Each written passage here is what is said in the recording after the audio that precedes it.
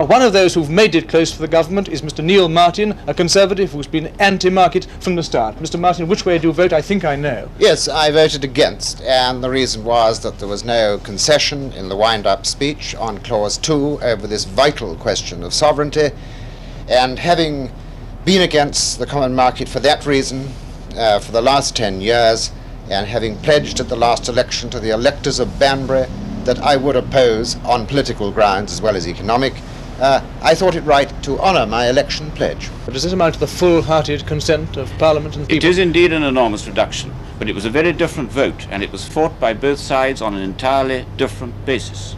In October, both sides were voting, I think genuinely. There was a free vote on our side and a whip on their side, but nonetheless genuinely upon the principle of going into Europe. Now tonight, the second reading of the bill is the logical extension of that decision. And in my party, we were voting about Europe. And the reason why our numbers came down, the number of antis came down, was simply that many of our members made the point last October that if the principle were accepted by Parliament, then they would accept the consequences. But I think it's fair to say that on the opposition side, they were not really voting about Europe. They were trying to vote against the government on a matter of confidence, and not really about Europe at all.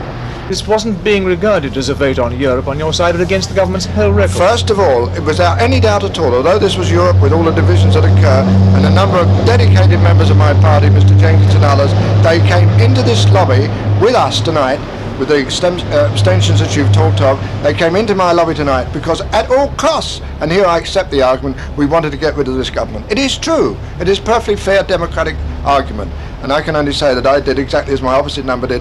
For the last 10 days I gave it all I've got, and we nearly did it.